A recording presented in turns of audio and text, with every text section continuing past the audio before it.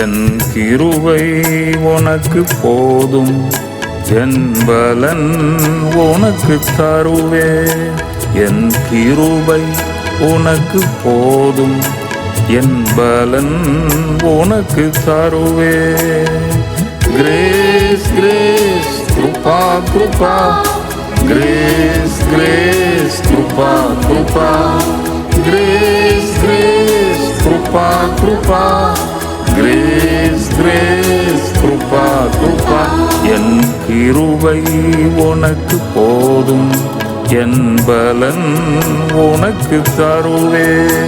என் கிருபை உனக்கு போதும், என் பலன் உனக்கு தருவே. உங்கள் அனைவருக்கும் என்னுடைய அன்பின் வாழ்த்துக்கள். இன்று இந்த எபேசு பட்டணத்தை பற்றி கொஞ்சம் ஆழமாக சில வார்த்தைகளை நாம் பார்க்க போகிறோம். 7 சபைகளில் முதல் சபை எபேசு சபை. இன்னும் 6 சபைகள் இருக்கின்றன. இந்த 7 சபைகள் தான் இந்த உலகத்தில் இருக்கிற எல்லா சபைகளுக்கும் மூலம். மூலம் என்றால் மூளைக்கல் கிறிஸ்துவே என்று சொல்லுவார்கள். எல்லாவற்றிற்கும் இதுதான் மூலம், இதுதான் முக்கியம் என்று சொல்லுவார்கள். இந்த எபேசு சபையை பற்றி இந்த 2026 ஆண்டு அவர்களுக்கு போதிக்க வேண்டும் என்று ஒரு நடத்துதலும் தேவன் கொடுக்கிற ஒரு தூண்டுதல், அதை பற்றி பேச வேண்டும் என்று அதற்காகத்தான் நான் இதை பேசுகிறேன். இந்த ஜனவரி மாதம் நான் ஜெபத்தில் இருக்கும் பொழுது இப்படி நடத்தப்பட்டேன். வேதத்தில் எவ்வளவோ கணக்குகள் இருக்கின்றன. தானியேல் வெளிப்படுத்தின விசேஷம், எவ்வளவோ கணக்குகள் இருக்கின்றன. இந்த கணக்குகளை தேவன் கொண்டு வந்து என்னோடு பேசி, இந்த கணக்குகளை புரிந்து கொள், இது ஜனங்களுக்கு நீ சொல்ல வேண்டாம், உனக்காக நான் இதை சொல்கிறேன், புரிந்து கொள், புரிந்து கொண்டு ஊழியத்தில் இன்னும் முன் சென்று அநேக மக்களை என் பக்கமாக திருப்ப, சிலுவை பக்கமாக திருப்ப நீ நன்றாக பயன்பட வேண்டும், நீ புரிந்து கொள்ள வேண்டும் என்பதற்காக உனக்கு இதை சொல்லுகிறேன் என்று தேவன் அப்படி நடத்தினார். 7 சபைகளில் முதல் சபை எபேசு. எபேசு சபையில் இருக்கிறவர்களை இந்த வருஷம் ஆயத்தப்படுத்தணும். இந்த வருஷம் அதற்காகத்தான் நான் இந்த எபேசி சபையை பற்றி தெரிந்து கொள்ள வேண்டும் என்று நான் விரும்புகிறேன். எப்பொழுதும் நான் சுவிசேஷகன் என்பதனால பாவத்திலிருந்து விடுதலை, பரிசுத்தாவியை பற்றி, சோதனைகள், உபத்திரங்கள்,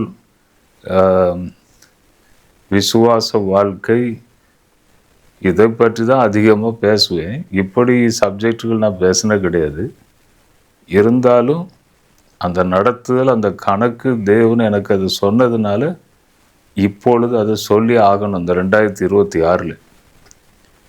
அதற்காகவே நான் இந்த எபேசு பட்டணத்தை பற்றி, இந்த எபேசு சபையை பற்றி கொஞ்சம் டீப்பாக நான் நேற்று கூட கொஞ்சம் யோசித்து பார்த்தேன். இந்த 7 சபை பாருங்க, நம்ம இந்திய நாட்டில் ஒரு 1 லட்சம் சபையாவது இருக்கும் நான் நினைக்கிறேன். எங்கள் வரங்கள்லேயே எத்தனையோ பாஸ்டர்ஸ் ஃபெலோஷிப், ஒவ்வொரு பாஸ்டர்ஸ் ஃபெலோஷிப்பில் 200 பாஸ்டர், 300 பாஸ்டர், 400 பாஸ்டர் இருக்காங்க.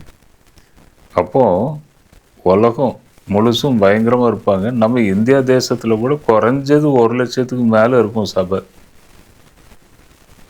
அப்போது சிலவங்க சொல்லுவாங்க, நாங்கள் ஒரு சபை கூட இல்லாமல் ஆக்கிடுவோம்ல சிலவங்க சொல்லுவாங்க. ஆந்திராவிலலாம் அதெல்லாம் நடக்கவே நடக்காது, கனவுல கூட நடக்காது. 1 லட்சம் சபைக்கு மேலே இருக்கும். அப்படி பண்ணிடுவோம், இப்படி பண்ணிடுவோன்னா அதெல்லாம் நடக்காது. அப்போது மனுஷனுடைய பலத்தினால இந்த சபைகள் இப்படி விருத்தி அடையலை. உன் தேவனுடைய வல்லமை. நம்ம என்னத்தை சாதிக்க முடியும்? ஒரு மனுஷன், இப்போ நான் இருக்கேன், இந்த ஒரு மனுஷன் எதையாவது சாதிக்க முடியுமா? எத்தனை சபைகள் இருக்கு, எவ்வளவு ஊழியக்காரங்க இருக்காங்க, எவ்வளவு கிருபை பெற்றவங்களா இருக்கிறாங்க. அதனால இது தேவனுடைய வல்லமை தான். தேவனுடைய வல்லமையினால இப்படி அது அந்த சுவிசேஷனுடைய வல்லமை இந்த எபேசி பட்டணத்தில் எபேசு சங்கமும் பவுல் மூலமாக அங்கே ஆரம்பிக்கப்பட்டதான். அங்கே இருந்து உலகம் முழுவதிலும் அது அபிவிருத்தினா அது விஸ்தரிக்கப்பட்டது. ஆமாம். அப்போ இந்த 2026 வருஷத்தில் இந்த எபேசி சங்கத்தை சேர்ந்தவர்கள் எல்லாம் அவருடைய வருகைக்காக நீங்கள் ஆயத்தப்படணும். வருகைக்கு ஆயத்தப்படணும்னா என்ன? எப்போ உபவாசம் இருக்கணும், காலிலேருந்து ராத்திரி வரையும் சோத்துறோம் நம்ம ஜெபம்னிக்கிட்டே இருக்கணும். கண் அப்படி ஆகாயத்துக்கு நேராக பார்த்துக்கிட்டே இருக்கணும். எப்போ வருவார் அது கிடையாது. அந்த எபேசி சங்கத்தில் சில காரியங்களை தேவன் சொல்லியிருக்கிறார். முதல் அன்பை விட்டுவிட்டாய் என்ற குறை எனக்கு உண்டு உன் மேலே. இந்த லிஸ்டில் எல்லாரும் வர வேண்டியதுதான்.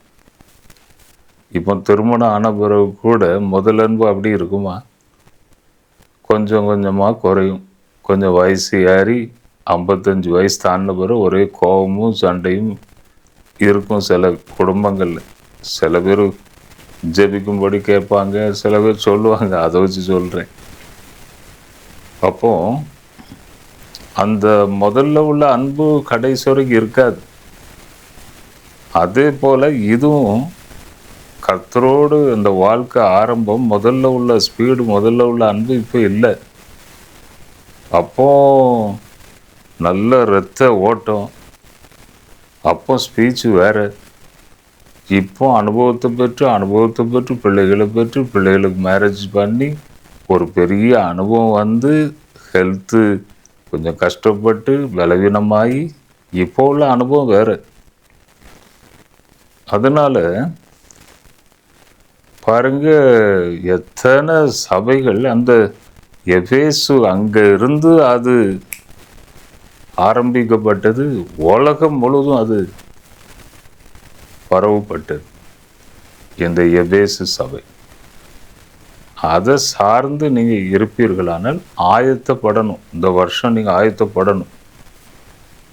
அப்போது ஆயத்தப்படணும்னா என்ன? முதல் அன்பை திருப்பி பெறணும். அதுக்காக தேவன் என்ன செய்கிறார்? ஆரம்பத்தில் நீ என்ன செய்து அதை செய் அப்படிங்கிறார். அப்போ அந்த அன்பை நம்ம பெறணும். பிறகு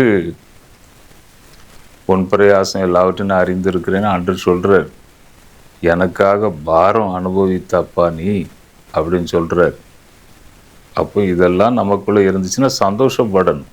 உண்மையிலே நான் ஆண்டவருடைய பார்வையில் இருக்கிறேன், ஆண்டவருடைய சரீரத்திற்குள்ளே நான் மறைந்திருக்கிறேன் என்று சந்தோஷப்பட்டு ஆயத்தப்படணும். கஷ்டப்பட்டு ஏதாவது உபத்திரவத்தில் நீங்கள் இருந்தால் கொஞ்சம் உங்கள் மனசை தேற்றி கொண்டு, அப்பா கரெக்டு தான்ப்பா, நான் கரெக்டான வழியில் தான் போகிறேன், நான் எபேசி சபை தான், ஆமாம் கர்த்தருக்கு சரீரத்துக்குள்ளே மறைந்திருக்கேன், நான் அவருடைய அவயவம் என்று சந்தோஷப்படணும். ஒவ்வொன்றாக நீங்கள் அதை நிறைவேற்றும் போது நீங்கள் ஆயத்தப்பட்ட மாதிரி தான் ஆண்டவருடைய வருகைக்கு. இங்கே பார்த்தா நம்ம உலகம் முழுசும் அது விஸ்தரிக்கப்பட்டது. ஆமாம், இந்த எபேசு பட்டணம் எங்கே இருக்குது என்று நாம் பார்ப்போமானால் துருக்கி தேசம்ல, துருக்கி தேசம் உங்களுக்கு எல்லாரும் தெரியும். துருக்கிம்பாங்க, டர்க்கிம்பாங்க அப்படின்னு சொல்லுவாங்க.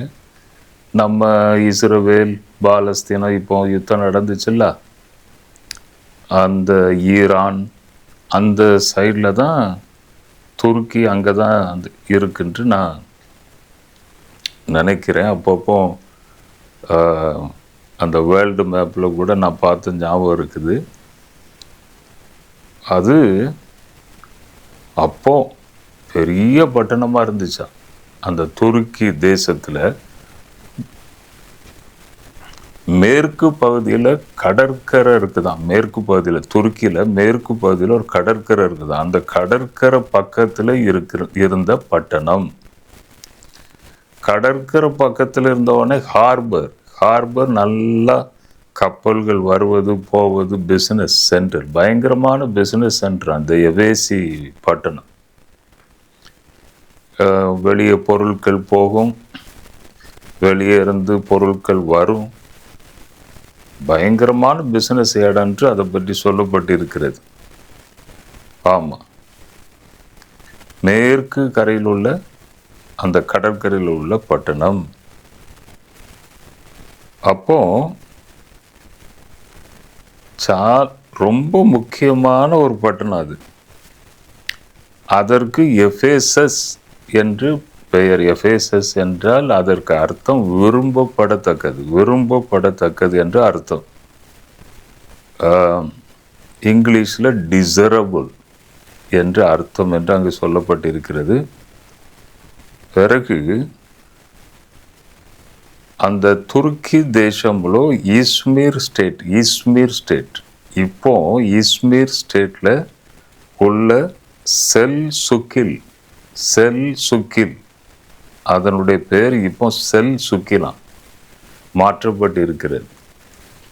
எஃபேசி பட்டணத்துக்கு இப்போ உள்ள பேர் செல்சுக்கில். ஸ்டேட்டுனா நம்ம தமிழ்நாடு ஸ்டேட்டு, ஆந்திரா ஸ்டேட்டு மாதிரி இது ஒரு ஸ்டேட். இப்போ அந்த ஸ்டேட்டில் அங்கே இருக்குதான். செல்சுக்கில்ங்கிற இடம்தான் எஃபேசு பட்டணம் என்று சொல்லப்படுகிறது. பெரிய பிஸ்னஸ் சென்டர், வியாபாரம் அதிகமாக நடந்த இடம். ஆசியாவினுடைய மாய சந்தை என்று அது அழைக்கப்படுமா எஃபேசு பட்டணம். ஆசியாவின் மாய சந்தை அப்பமே. ஆமாம். பிறகு இன்னொன்று காரியத்தை நீங்கள் கவனிக்கணும். 3500 ஆண்டுகளுக்கு முன்பதாக, இயேசு பிறப்பதற்கு முன்னதாக 1500 ஆண்டு, அதாவது கிமு 5ஆம் நூற்றாண்டு. அப்படின்னா கிமுனா கிறிஸ்து பிறப்பதற்கு முன்னதாக 5ஆம் நூற்றாண்டு என்றால் 500. அந்த நூற்றாண்டில் அப்பமே அது ஒரு பெரிய பட்டணமாக இருந்துச்சு. அப்பமே கொஞ்சம் யோசித்து பாருங்க. இயேசு பிறந்து இப்போ 2000 வருஷம் ஆயிற்று. அதுக்கு முன்னால் 1500 வருஷம், மொத்தம் 3500 வருஷத்துக்கு முன்னதாக அப்பமே அந்த எஃபேசு பட்டணம் பெரிய பட்டணமா. அப்போ சில பேர் என்ன சொல்லுவாங்கன்னா, 3500 வருஷத்துக்கு முன்னாலாம் கொஞ்சம் யோசித்து பாருங்க. நம்ம நாட்டிலலாம் யாருமே இருந்திருக்க மாட்டாங்கன்னு நினைக்க அந்த நேரம்.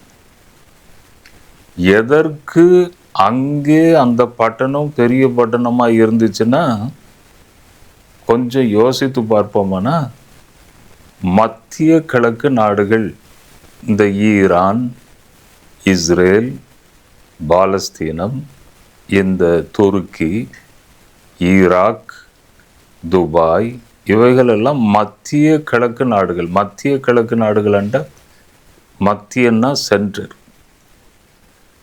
அங்கே தான் ஏதேன் தோட்டம் இருந்தது. அங்கே தான் தேவன் முதல் ஆதாமை அங்கே தான் சிருஷ்டித்தார். அவனுடைய எலும்பை எடுத்து ஏவாளை உண்டு பண்ணினார். முதல் மனுஷன் ஆதாம் உண்டாக்கப்பட்டது அங்கே தான், மத்திய கிழக்கு நாடுகள். அது பேரே மத்திய கிழக்கு நாடுகள். அங்கேருந்து தான் அந்த மனிதர்கள் பெருக ஆரம்பித்தாங்க. அங்கேருந்து பெருகி பெருகி பெருகி அங்கே அந்த பெரிய பட்டணத்தில் இருந்து அங்கேருந்து மெதுவாக செதறி போய் Sri Lanka, Pakistan, Thailand, China, Australia, இப்படி பல இடங்களுக்கு அங்கேருந்து மக்கள் என்ன செஞ்சாங்க, அங்கேருந்து பரவுனாங்க. இப்போது நம்ம சென்னை, நான் இருக்கிற இந்த வாரங்கல், ஹைதராபாத், பெங்களூர் இதெல்லாம் பெரிய பெரிய சிட்டியாக, இப்போ பெரிய சிட்டியாக இருக்குது. கொஞ்சம் 25 வருஷத்துக்கு முன்னால் நான் பார்க்கும்போது கொஞ்சம் சின்னதாக இருந்துச்சு. இப்போ ரொம்ப விரிஞ்சிட்டு ஒவ்வொரு பட்டணமும் பயங்கரமாக எக்ஸ்பேண்ட் ஆகுது. நிலம் ரேட்டெல்லாம் கூடுது, வாங்கிக்கிட்டே இருக்கிறாங்க ஜனங்கள். பெருக்கம், மக்கள் பிறந்து கொண்டே இருக்கிறாங்க, ஜனங்கள் கூடிக்கொண்டே இருக்கிறது. அப்போ இப்போ ஒரு கண்ணு முன்னால் ஒரு 50 வருஷத்தில் ரொம்ப பெருசாயிட்டு ஒவ்வொரு சிட்டி. ஆனால் 3500 ஆண்டுனா கொஞ்சம் யோசித்து பாருங்கள் எப்படி இருந்திருக்கும். நம்ம நாட்டிலலாம் எங்கேயாவது ஒரு ஆள் காணப்பட்டிருப்பாங்க அந்த நேரம். அப்போ அங்கே தான் ஜனக்கூட்டமும் பெரிய பட்டணமாக இருந்திருக்கு. அங்கே இருந்து தான் ஜனங்கள் என்ன செஞ்சுருக்காங்க, செதறி போய் மற்ற நாடுகளுக்கு போய் அடைக்கலம் ஆகி இப்போ மற்ற நாடுகள்லாம் ஜனங்கள் இவ்வளவு ஜனத்தொகை வந்திருக்கு. இதில் ஒரு காரியத்தை நீங்கள் அறியணும். சில பேர் சொல்லுவாங்க, வெள்ளைக்கார கடவுளை கொண்டு வந்து எங்கள் நாட்டுக்கு கொண்டு வந்தீங்களா நீங்கள் அப்படின்னு சொல்லுவாங்க. நானும் சொல்ல கேள்விப்பட்டிருக்கேன். நம்ம ஆட்கள் தான், நம்ம ஜனங்கள் தான், அதனால ஒன்று கிடையாது. ஆனால் வெளிநாட்டு கடவுளை, வெள்ளைக்காரங்க கடவுளை கொண்டு வந்து நம்ம நாட்டுக்குள்ளே இவங்க கொண்டு வந்துட்டாங்க நீங்கள் சொல்கிறது நான் கேள்விப்பட்டிருக்கேன். அது கிடையாது உண்மை. பாருங்க, இந்த எபேசு நாடு அப்பவுமே பயங்கரமான ஃபேமஸான பெரிய நாடு. 3500 ஆண்டுகளுக்கு முன்பதாக பிஸ்னஸ் சென்டர். அப்போ அங்கே இருந்து சுவிசேஷம் அறிவிக்கப்பட்டு கிறிஸ்து பிறந்த பிறகு 52வது வருஷத்துலேருந்து 54வது வருஷம் வரை பவுல் அங்கே எபேசு பட்டணத்திற்கு போய் பிரசங்கம் செய்து பரிசுத்தாவியினால ஜனங்கள் நிரப்பப்பட்டு அற்புத அடையாளங்களை பெற்று தேவ காரியங்களை ருசித்து தேவ அற்புதங்களை பார்த்து மாறி அங்கே இருந்து இந்த சுவிசேஷம் நம்ம நாடுகள், மற்ற நாடுகள், உலகம் முழுவதும் எபேசு அந்த சபையிலிருந்து, எபேசு பட்டணத்திலிருந்து பரவி வந்தது உண்மைதான். அதை விட என்ன முக்கியம், அங்கே வெள்ளைக்காரங்க கடவுள் இங்கே வந்தார், இங்கே கொண்டு வந்துட்டாங்கன்னு சொல்கிறத விட இன்னொன்று முக்கியமான காரியம், நாமும் அங்கேருந்து தான் வந்திருப்போம். நாமும் ஒவ்வொரு குடும்பத்தையும் நீங்கள் தோண்டி பார்த்தா, அந்த சரித்திரத்தை தோண்டி பார்த்தா, தாத்தாவுக்கு தாத்தான்னு உங்கள் சரித்திரத்தை நீங்கள் தோண்டி பார்த்தா கண்டிப்பாக எபேசு அந்த பெரிய பட்டணத்தோட யாராவது லிங்க் ஆனவங்க உங்கள் ஃபேமிலியில் இருப்பாங்க. அப்போது இந்த சுவிசேஷம் வந்துச்சு. சுவிசேஷம் அங்கேருந்து பலமாக அறிவிக்கப்பட்டு பவுல் அங்கேருந்து அந்த அப்போஸ்தலர் அங்கேருந்து இது பரவிச்சு. அதே போல் நாமும் கூட அங்கேருந்து வந்தவங்க தான். முதல்ல சரித்திரத்தை தோண்டி பார்த்தா நல்லா தெரியும். பிறகு பெரிய விக்கிரக கோவில், தியானால்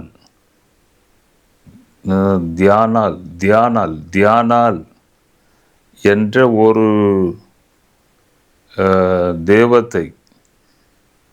ஒரு தேவத்தையினுடைய கோயில், பெரிய கோயில் அங்கே இருந்துச்சா.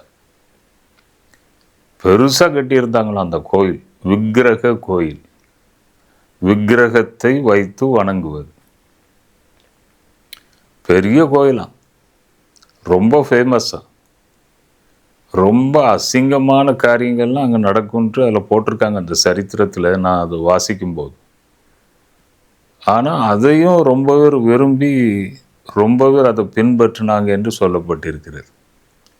அதனால் இந்த விக்கிரகத்தை வணங்குகிற அந்த சப்ஜெக்ட் நம்ம நாட்டில் என்ன சொல்லுவாங்க, இது நம்ம தேசத்தினுடைய பாரம்பரியம் அப்படின்னு சொல்லுவாங்க. பாரம்பரியம் கிடையாது. 3500 ஆண்டுகளுக்கு முன்பதாக அங்கேயே அவ்வளோ பெரிய கோயில் கட்டியிருக்கிறாங்க, அந்த விக்கிரக கோயில். அதுவும் அங்கேருந்தாங்க நம்ம நாட்டுக்கு வந்திருக்கணும், வேறு சான்ஸே இல்லை.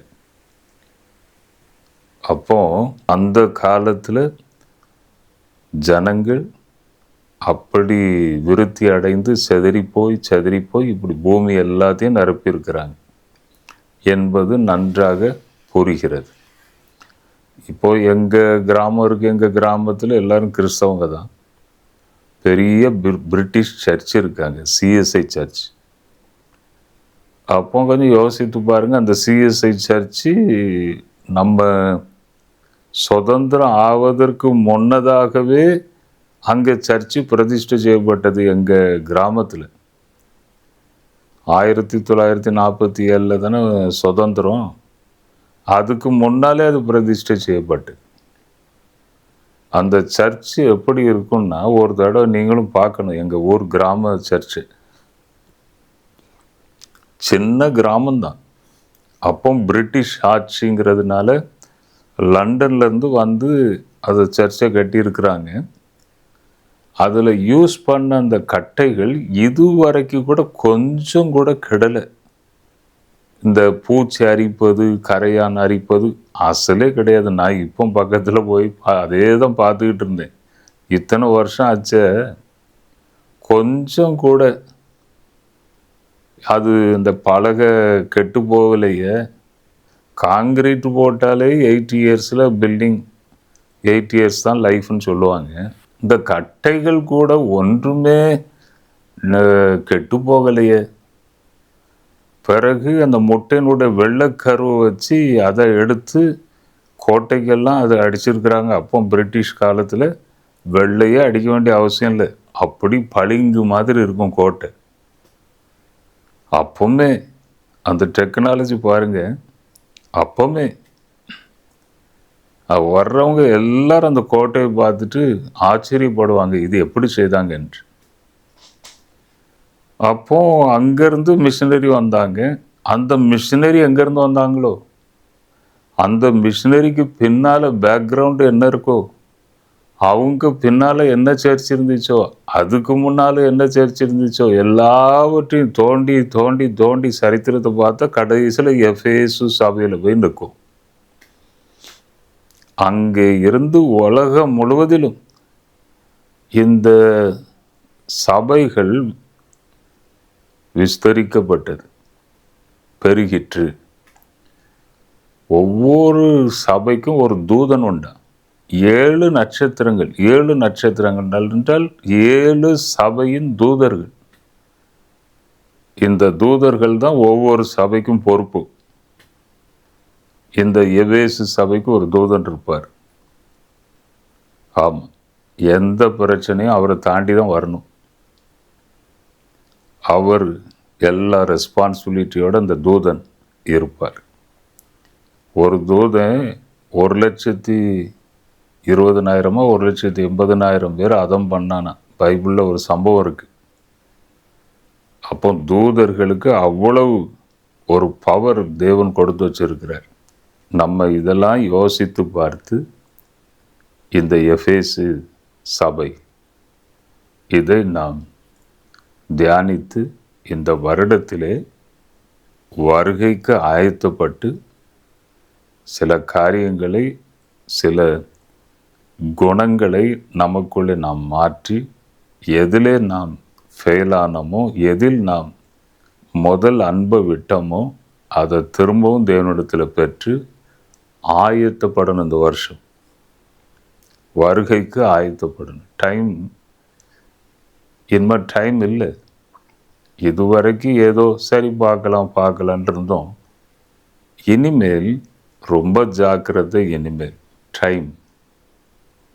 ஆதலால் நம்ம ஆண்டவருடைய வருகைக்காக ஆயத்தப்படணும்.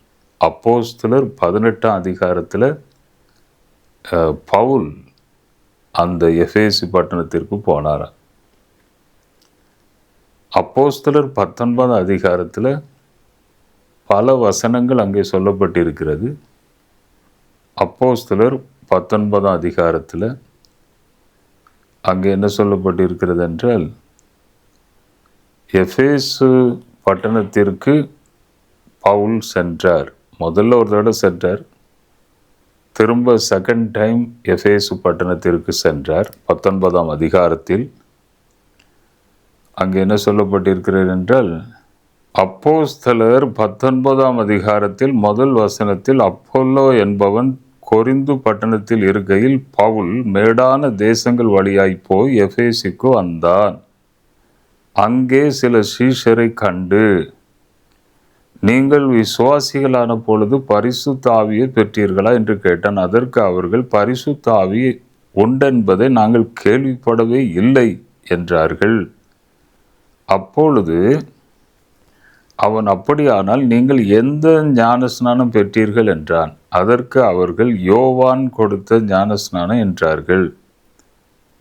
அப்பொழுது பவுல், யோவான் தனக்கு பின் வருகிறவராகிய கிறிஸ்து இயேசுவில் விசுவாசிகளாய் இருக்க வேண்டும் என்று ஜனங்களுக்கு சொல்லி மனந்திரும்புதலுக்கு ஏற்ற ஞானஸ்நானத்தை கொடுத்தானே என்றான்.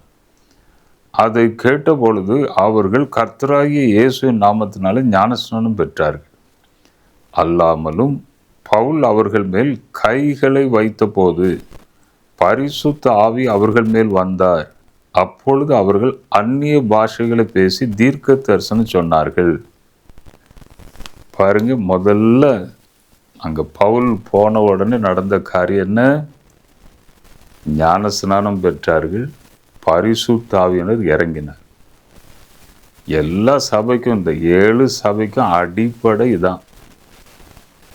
பரிசுத்த ஆவியினால் நிரப்பப்படுவது, ரட்சிப்பை பெறுவது, பேப்டிசம் பெறுவது. எல்லா சபையிலும் இதான் அடிப்படை இருக்கும். எந்த சபைக்கு போனாலும் ஃபர்ஸ்ட் ஸ்டெப் இதான். அது அங்கே எபேசி பட்டணத்தில் அது நடந்திருக்குது. அப்போ பவுல் போகும்போது நம்முடைய சரீரத்தில் இந்த கை என்பது கொஞ்சம் விசேஷமான ஒரு பாகம். ஆசீர்வதிப்பது இந்த கையினால தான். யாருக்காவது வணக்கம் சொல்லும்போது இந்த கை தான் வேலைகளை செய்யும். மற்ற உறுப்புகள்லாம் இருக்குது. தொண்டை பேசும், கண்ணு பார்க்கும், வாய் பேசும், காது கேட்கும், வயிறு எல்லாம் செமிக்கும், இந்த லங்ஸு காற்று எல்லாம் தன்னுடைய வேலைகளை செய்யும். ஆமாம், இந்த கை என்பது ரொம்ப விசேஷம். நம்முடைய வேதாகமத்திலும் பாருங்க, அப்போ தீர்க்கதரிசிகள் இந்த கையினால் அவர்கள் மேலே தொட்டு அவர்களை அபிஷேகம் பண்ணினார்கள். மோசே யோசுவா மேலே கைகளை வைத்தார். அதன் பிறகு பாருங்க, இயேசு கைகளை வைத்து எல்லாரையும் ஆசீர்வதித்து ஜெபம் செய்தார். ஆயிரக்கணக்கான மக்கள் எத்திசையிலும் இருந்து இயேசுவை தேடி வந்தார்கள். ஜன கூட்டம், திரளான கூட்டம் தேடி வந்தார்கள். ஒவ்வொருவர் மேலும் கைகளை வைத்து அவர்களை பிளஸ் பண்ணினார். இந்த கை ரொம்ப விசேஷம். அங்கே பவுல் கைகளை வைக்கும்போது பரிசுத்த ஆவியினர் இறங்கி வந்தார். அதனால எனக்கு அன்பானவர்களே, பரிசுத்த ஆவியை பெற்றிருக்கிறீர்களா? சால்வேஷனுக்கு அடையாளமாக ஞானஸ்நானம் பெற்றிருக்கிறீர்களா? இந்த வருடத்திலே இருந்து நீங்கள் ஆயத்தப்பட வேண்டிய நாள். எதில் என்ன குறை இருக்கோ சரி பண்ணணும். அதைத்தான் தேவன் விரும்புகிறார். அப்படிப்பட்ட ஒரு அனுபவம் உங்களுக்குள்ளே இருந்தால் ஓகே. இன்னும் முன்னேறி போய்கொண்டே இருக்க வேண்டும். ஆயத்தப்படுவதுன்னா அதான். எந்த நேரமும் எப்போதும் ஸ்தோத்திரம் ஸ்தோத்திரம் ஸ்தோத்திரம் சொல்லிக்கொண்டே இருப்பது அல்ல. என்ன பிரச்சனை இருக்கோ, எதில் நம்ம கரெக்டாக இல்லையோ, தேவன் நம்மோடு பேசுகிறோம், அதை சரி பண்ணிக்கிடணும். பரிசுத்த ஆவியே எனக்கு வேண்டாம் சார், ரட்சிப்பு மட்டும் இருந்தால் போதும் என்று கூட சில பேர் இருக்கிறாங்க. பெரிய பெரிய ஊழியக்காரங்களுக்கு இருந்தால் போதும், எங்களுக்கு எதுக்கு சார் அப்படின்னு சில பேர் சொல்கிறாங்க. அப்படி இல்லை.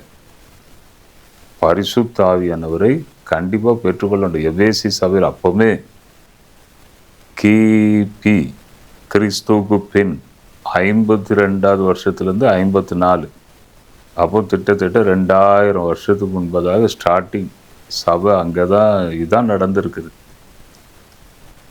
அதனால் நம்ம பரிசுத்த ஆவியை பெற்றுக்கொள்ளணும், ரட்சிப்பை பெற்றுக்கொள்ளணும். பிறகு ஆவிக்குரிய வாழ்க்கையில் முன்னேறி செல்லணும். இப்போது என் ப்ரேயர் டவரில் கொஞ்சம் வேலைகள் நடக்குது, எல்லாம் கன்ஸ்ட்ரக்ஷன் ஒர்க்கு நடந்துகிட்ருக்கு. அதனால் நான் கொஞ்சம் நேரம் அங்கே இருந்துட்டு வருவேன். ஒரு மணி நேரம் 1.5 மணி நேரம் அங்கே போய் உட்கார்ந்துருப்பேன். அப்போது 3-4 நாட்களாக ஒரு ஆள் அங்கே கொண்டு வச்சுருக்குறாங்க ஜெபம் பண்ணுவதற்கு. அவர் எப்போதும் ஜெபத்தில் இருந்து நல்ல ஒரு ஸ்ட்ராங்கான ஆள் தான், ஆவிக்குரிய வாழ்க்கையில் ஸ்ட்ராங்கான ஆள் தான். ஒரு 6 மாதமாக நான் அவரை திரும்ப பார்க்கல. எப்போதும் ஒயிட் பேண்ட் ஒயிட் ஷர்ட் போட்டுக்கிட்டு அங்கே ப்ரேயர் டவரில் ஜெபம் பண்ணிக்கிட்டே இருப்பார். இதுக்கு முன்னால் ஊழியம் செய்யணும்னு ஊழிய ஆசை தாகத்தோடு இருக்கிற ஒரு மனுஷன் என்ன ஆச்சோ தெரில, திடீர்னு அவருக்குள்ளே பேசுகிறது, நான் அதை பார்க்குறேன் இதை பார்க்குறேன். இதெல்லாம் எதற்கு வருதுன்னா சரியாக நித்திரை இல்லாமல் தான் இது வரும். 8 மணி நேரம் ஒரு மனுஷன் கண்டிப்பாக ரெஸ்ட் எடுக்கணும், நித்திரை போகணும். ஆனால் சில பேர் தூங்க மாட்டாங்க, அப்படியே உட்காந்து யோசித்துக்கிட்டே இருப்பாங்க. இதனால என்ன ஆகும், மைண்டு சேஞ்ச் ஆகி குழப்படி ஆகி அதை பார்த்தேன் இதை பார்த்தேன்ட்டு ஒரே குழப்படியாக இருக்கும். அதனால நான் சொன்னேன், டாக்டர்கிட்ட போய் ஒரு சின்ன ஸ்லீப்பிங்காக ஒரு டேப்லெட் போட்டு தூங்குப்பா, கரெக்டாக நீ தூங்குனா நீ சரியாயிருவா, எந்த பிரச்சனையும் கிடையாது, கொஞ்சம் நீ ரெஸ்ட் எடுன்னு சொன்னேன். ஜோமுனுங்க சார்னா நான் எப்பவும் நினைப்பேன், நம்ம ஜெபம் போது நம்ம ஃபுல் சார்ஜில் இருக்கணும், அப்போ தான் போய் கை வைக்கணும், அப்போ தான் ஜெபம் பண்ணணுன்னு நான் நினைப்பேன். அப்போ சரி அவன் சொன்ன உடனே அன்னைக்கு நான் கொஞ்சம் ஜெபத்தில் இருந்துட்டு தான் வந்தேன் ஆண்டோடைய பாதத்தில். சரி என்று ஜெபம் பண்ணேன். ஜெபம் பண்ணால் இந்த கைக்கு பதிலாக இன்னொரு கை வருது. அந்த கை ஆணிகளினால் அடித்து கிழிக்கப்பட்ட கை சிலுவையில், அவருடைய காயங்களினால் சுகம் என்று பைபிள் எழுதப்பட்டிருக்கு.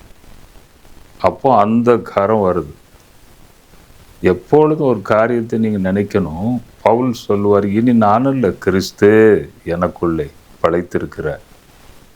அதுதான் பெரிய அனாயிண்டிங். நமக்குள்ள கிறிஸ்து உருவாகி உருவாகி உருவாகி உபத்திரங்கள், பாடுகள், தொல்லைகள், கண்ணீர் எல்லாவற்றையும் தாண்டி போய் நல்ல ஒரு அனுபவத்தை பெற்று விசுவாசத்தை பெற்று கர்த்தரை பற்றி நன்றாக புரிந்து கொண்டு போகும்போது நமக்குள்ளே அவருடைய சரீரம் நமக்குள்ளே வருது. அப்போ நான் என் கரத்தை வைக்கிறேன், அடிக்கப்பட்ட கரம் வருது. தொட்ட உடனே அப்படியே கீழே வணங்கி சரண்டர், அப்படியே கீழே விழுந்து தரையை கொண்டு போய் தலையில் வச்சு அப்படியே சரண்டர் ஆகி விழுந்து கிடக்காப்ப. அப்போது நான் சொன்னேன், கர்த்தருடைய கரம் ஒன்று தொட்டிருக்குப்பா, யாராவது கர்த்தர் உபயோகப்படுத்த போகிறாருன்னு தெரிஞ்சிச்சுன்னா பிசாசு உடனே அட்டாக் பண்ணுவான். இயேசு இந்த உலகத்தில் வந்தபோது பாருங்க என்ன பாடுபட்டார். எகிப்துக்கு போனாராம், உலகத்தை சிருஷ்டித்த தேவன். பிசாசு எப்படியாவது அவனை ஓச்சிடலான்ட்டு எவ்வளோ பிளான் பண்ணான். மோசையும் ஓச்சிடலான்ட்டு பார்த்தேன். யாராவது தேவனுடைய பாத்திரமாக வர்றாங்கன்னு சொன்னால் கொஞ்சம் டிஸ்டர்ப் பண்ணுவான். அப்போ அந்த நபருக்கும் ஊழியஞ்சேன்னு ரொம்ப ஆசை, டிஸ்டர்ப் பண்ணுறான். ஓச்சி கட்டணும், இவன் வரவே கூடாது என்று அப்பவுமே டிஸ்டர்ப் பண்ணுறான். கர்த்தர் அவனுக்கு விடுதலை கொடுத்தார். நான் எதுக்கு சொல்கிறேன்னா, கரத்தை வைத்து ஜெபிக்கும் போது பரிசுத்த ஆவியினர் இறங்கி வருவார். பரிசுத்த ஆவியினுடைய அனுபவத்தை நாம் கண்டிப்பாக பெறணும். எபேசி சபையில் அதான் முதல்ல நடந்திருக்கு. அதனால நான் சொன்ன ஒரு முக்கியமான காரியம், சுவிசேஷம் அங்கேருந்து வந்துச்சு, நாமும் கூட அங்கேருந்து தான் வந்தோம்.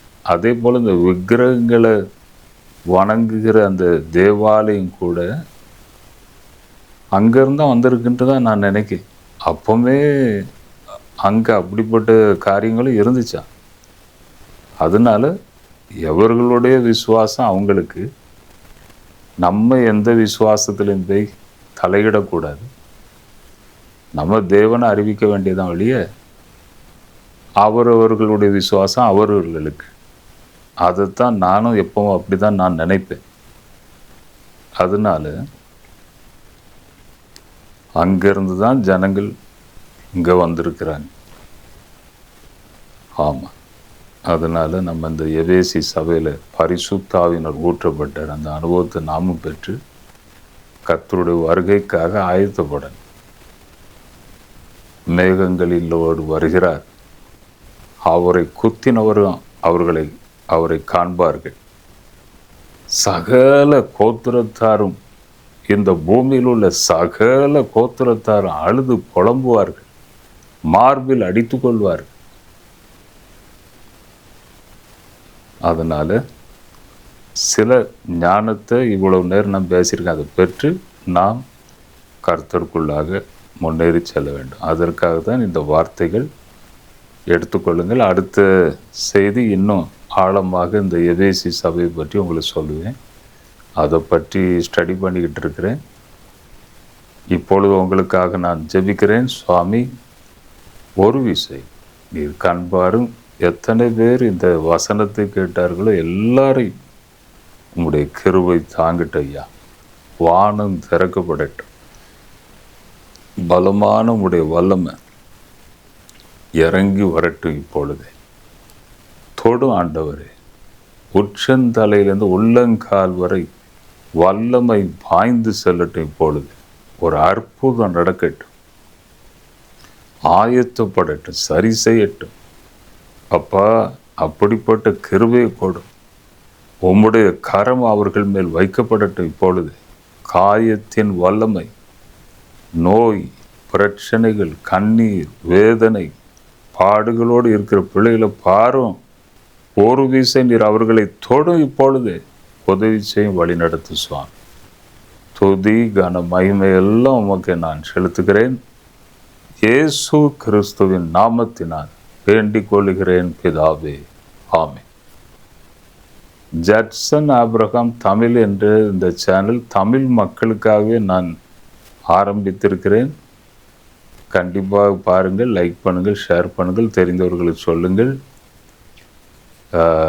கண்டிப்பாக தேவன் உங்களை ஆசீர்வதிப்பார். வரும் வீடியோக்களை பாருங்கள், நன்மை அடைங்கள். தேவன் தாமே உங்களை ஆசீர்வதிப்பாராக. God bless you. God bless you. God bless you.